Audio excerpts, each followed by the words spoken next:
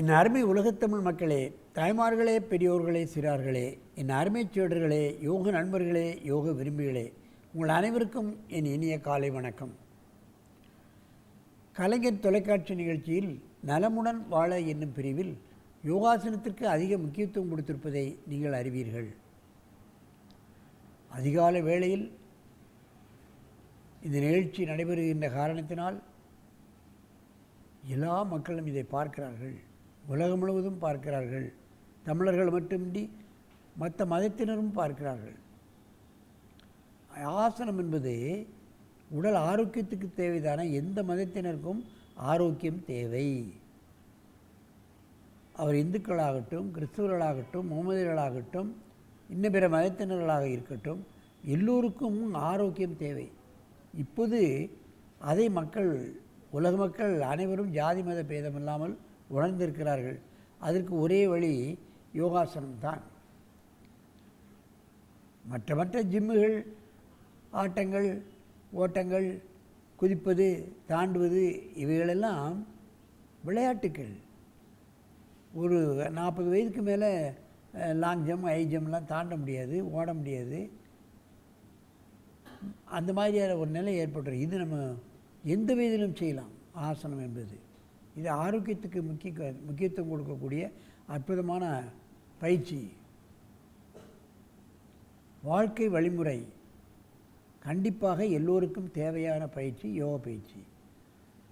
அந்த நிலையில் இன்றைக்கு நமக்கு அரங்கிற்கு பார்ப்பீர்களானால் 2 குழந்தைகள் வந்திருக்கிறது. ஜெய்னா வயது 12, ராஜாஜி வித்யா பள்ளி சென்னையிலேருந்து வந்திருக்கிறது. இன்னொருத்தவன் பெயர் பிரணாப் 8, SBOA பள்ளி, அண்ணா நகர், சப்த வஜ்ராசனம் செய்ய போகிறார். அந்த பொண்ணு கபோடாசனம் செய்ய போகிறது. என் அருமை குழந்தைகளே, நீங்கள் உங்களுக்கு கொடுக்கப்பட்ட ஆசனங்களை நீங்கள் மெதுவாக செய்யுங்கள், பார்க்கலாம்.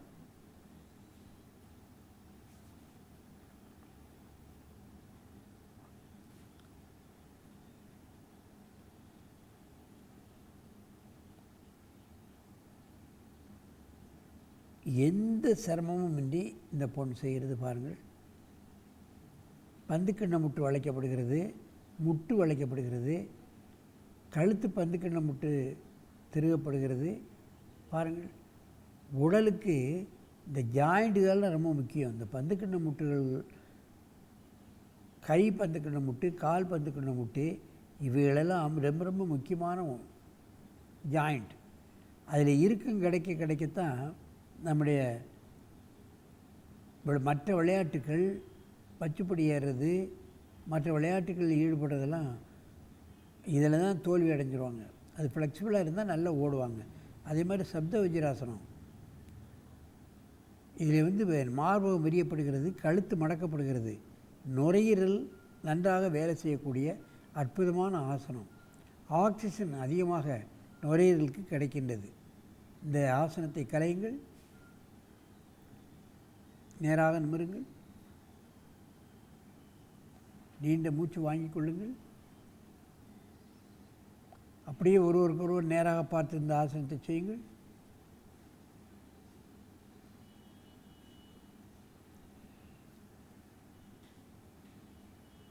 கவாட்டில் செய்கிறார்கள், நீங்கள் பார்க்க வேண்டும்.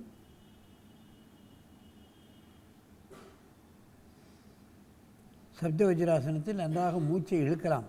மார்பு எங்கெல்லாம் விரியப்படுகிறதோ அங்கெல்லாம் அந்த ஆசன நிலையிலேயே மூச்சை இழுக்கலாம். நல்ல மூச்சை இழுத்து விடு தம்பி.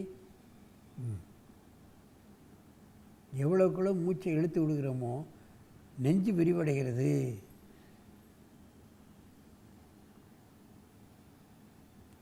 அதிகப்படியான ஆக்சிஜன் நுரையீரலுக்கு கிடைக்கும் பொழுது இரத்த சுத்தியானது அதிகமாக கிடைக்கின்றது. அதிகப்படியான சுத்திகரிக்கப்பட்ட பிளட் உடல் முழுவதும் பரவுகின்ற காரணத்தினால் எந்த நோயும் நம்மை தாக்காது என்பதுதான். மெதுவாக இந்த ஆசனத்தை கலையுங்கள்.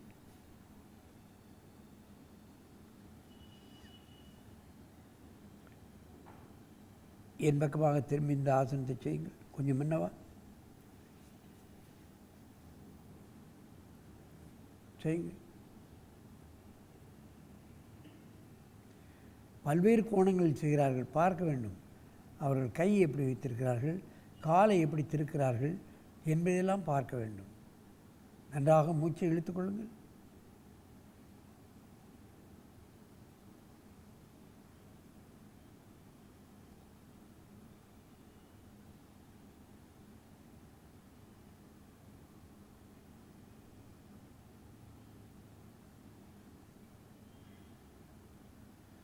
மெதுவாக இந்த ஆசனத்தை கலையுங்கள்.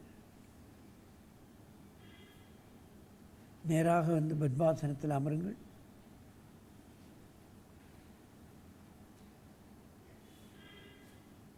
தம்பி இன்னும் கொஞ்சம் முன்னப்போ. என் அருமை பெரியோர்களே, தாய்மார்களே, குழந்தைகளுக்கெல்லாம் சின்ன குழந்தைகளே ஆசனங்களை சொல்லிக் கொடுத்துடணும். உடல் வளையும் தன்மை இருக்கின்ற காரணத்தினால் அவர்கள் எளிமையாக செய்ய ஆரம்பித்து விடுவார்கள். கொஞ்சம் வயசாகிடுச்சுன்னா அது செய்வதற்கு கடினமாகிறது, வலி வருதுனால அதை செய்கிறதில்ல. ஏன் இந்த வலி வரைக்கூடிய ஆசனங்களை நம்ம எதுக்கு செய்யணும் அப்படின்னு விட்டுருவாங்க. சின்ன குழந்தைகள்னால் பத்மாசனம் உடனே போட்டுரும். பெரிய ஆட்களுக்கெல்லாம் கொஞ்சம் நாளாகும், போட முடியாது. அதனால் ஆசனத்தை பள்ளிகளிலேயே, கல்லூரிகளிலேயே, இன்ஜினியரிங் கல்லூரியிலேயே, மெடிக்கல் காலேஜ் எல்லோரும் பழக வேண்டும். அவருடைய ஆரோக்கியத்திற்கு இது தேவை. ஆரோக்கியத்துக்கென்று தனி மருந்தோ மாத்திரைகளோ ஊசியோ எதுவுமே கிடையாது. மனிதன் ஆரோக்கியமாக இருக்கணும், நோயே வரக்கூடாதுன்னு ஒரு டேப்லெட் எங்கேயாவது விற்கிறான்னு பாருங்கள், கிடையாது. நோய் வந்தப்புறம்தான் மருந்து இருக்குது, நிறைய இருக்குது. நோய் என்று என்ன நோயின்னே தெரியல, என்னெல்லாமோ மாத்திரைகளை கொடுத்து இன்றைக்கி தினமும் டிவியில் வரக்கூடிய நிகழ்ச்சிகளை பார்த்தா காய்ச்சலுங்கிறான், என்ன காய்ச்சல்னு தெரியல, மறுநாள் இறந்து போயிடும். ஆஸ்பத்திரிக்கு போயுமே பிரயோஜனம் இல்லாத நோய்கள் எல்லாம் வருகிறது. அதெல்லாம் வரவாமல் இருக்க வேண்டுமென்றால் குழந்தைகளுக்கு கண்டிப்பாக யோகாசனங்களை நீங்கள் கற்றுத்தர வேண்டும் என்று நான் உங்களை கேட்டுக்கொள்கிறேன். ஆகவே இது போன்ற ஆசனங்களை சிறுவர் முதல் பெரியோர்கள் வரை யோகாசனங்களை பழகி புதிய புதிய நோய்களிலிருந்து விடுபட்டு நீங்கள் எல்லோரும் ஆரோக்கியமாக நெடுதி எழுதி வாழ வேண்டும் என்று கேட்டு உங்களிடமிருந்து விடைபெறுவது ஆசனம் ஆண்டியப்பன். வணக்கம்.